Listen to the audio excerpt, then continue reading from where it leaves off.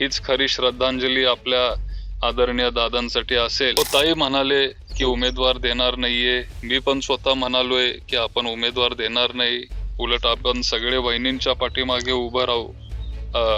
त्याच्यामुळं आम्ही तर बारामतीत उमेदवार देणार नाही. तर हा राष्ट्रवादी काँग्रेस सगळ्या कार्यकर्त्यांचा आहे आणि वहिनींचा आहे. ते तिथे राष्ट्रीय अध्यक्ष म्हणून तिथं कामकाज सगळी बघतायत. त्यांच्याकडून जर कोण अधिकार काढण्याचं काम करत असेल तर मग हे खूप चुकीचं आहे. आणि वहिनींनी बरोबर ती पावलं लगेच टाकलीत आणि तसं ते पत्र त्यांनी इलेक्शन कमिशनला तसं तिथं लिहिलेलं आहे आणि त्याचं स्वागतच आम्ही सगळे करू.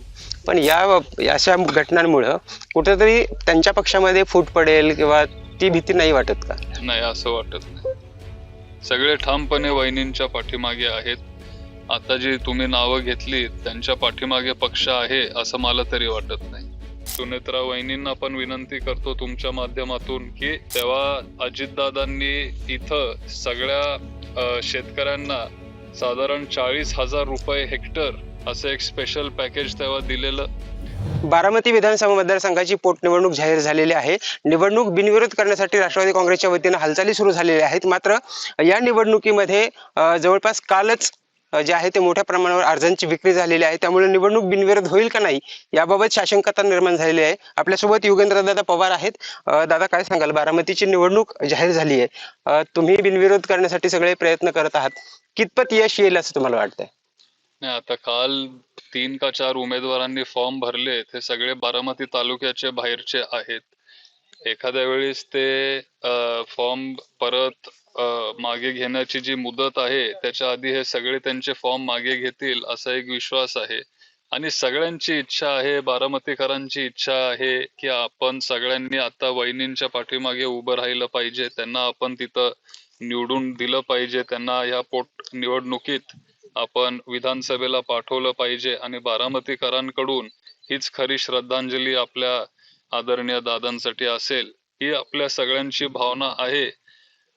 उमेदवार द्यायचाय की नाही हा शेवटी त्या त्या पक्षाचा प्रश्न आहे. लोकशाहीमध्ये सगळ्यांना अधिकार आहे उमेदवार देण्याचा.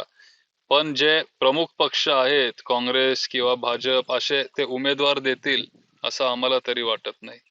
मध्यंतरी काँग्रेसच्या वतीनं उमेदवारी देण्यासंदर्भात चर्चा सुरू झालेली होती. काय तुम्हाला त्याबद्दल माहिती आहे किंवा काय सध्या चर्चा सुरू आहे? तुम्ही काही प्रयत्न झालाय, चर्चा झाली? तेव्हा ती थोडीफार चर्चा झालेली, पण शेवटी काँग्रेस हा महाविकास आघाडीतला एक पक्ष आहे, आपला तो मित्र पक्ष आहे आणि ते उमेदवार देतील असं मला तरी वाटत नाही. दादा, तुम्ही राहुरीला उमेदवार देताय पण बारामती विधानसभा पोटनिवडणुकीत देत नाहीये.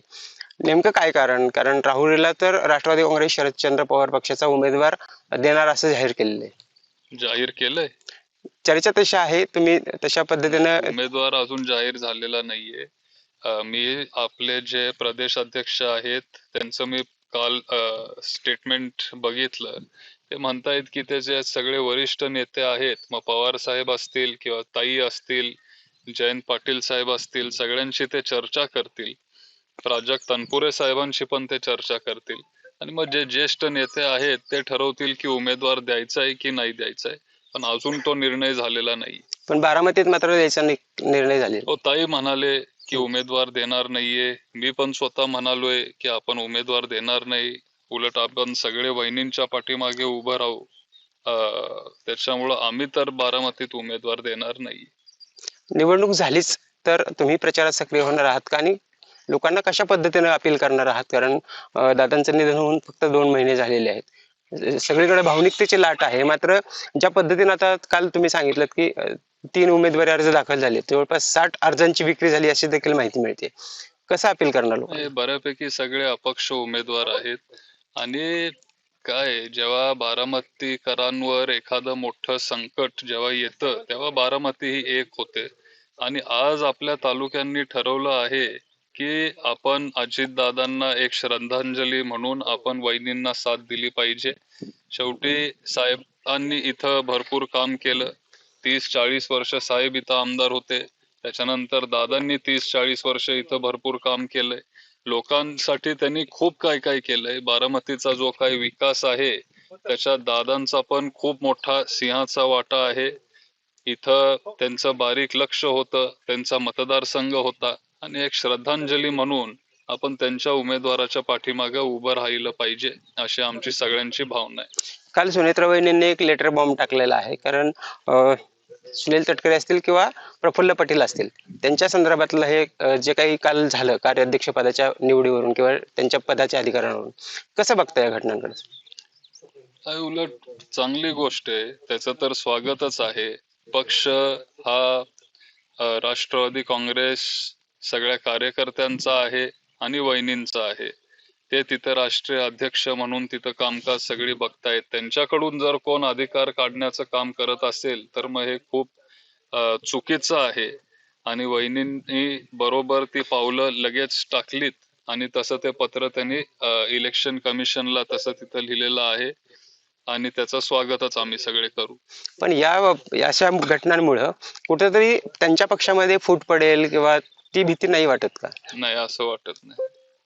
सगळे ठामपणे वहिनींच्या पाठीमागे आहेत. आता जी तुम्ही नावं घेतली त्यांच्या पाठीमागे पक्ष आहे असं मला तरी वाटत नाही. काय वाटतंय दादा की बारामतीचं राजकारण सध्या वेगळ्या दिशेने चालू आहे, गटबाजी पक्षांतर्गत गटबाजी वाढते त्यांच्या शरद पवार किंवा सॉरी माफ करा अजितदादांच्या गटामध्ये. आता तुमचा पक्ष स्वतंत्रपणे काम करतोय, निवडणुकीच्या अनुषंगाने ह्या सगळ्या चर्चा सुरू आहेत. प्रफुल्ल पटेल असतील किंवा त्यांच्यावर देखील अपघाताच्या संदर्भानं संशयाच्या सुई जात आहेत, लोक शंका व्यक्त करत आहेत. अपघातासंदर्भात चौकशी होत नाही, चर्चा होत नाही, FIR दाखल होत नाही. कर्नाटकमध्ये FIR झाली. कसं बघता या सगळ्या घटनांकडे? चौकशी व्हायला पाहिजे असं? नाही, चौकशी ही झालीच पाहिजे. त्याच्यासाठी आम्ही पण बारामती पोलीस स्टेशनला गेलेलो. लवकरात लवकर चौकशी व्हावी, पारदर्शकपणे ही चौकशी आणि सखोल असली पाहिजे अशी आमची सगळ्यांची इच्छा आहे. चौकशी चालू आहे. CBI पण तिथं लक्ष घालतायत. CID ची चौकशी चालू आहे.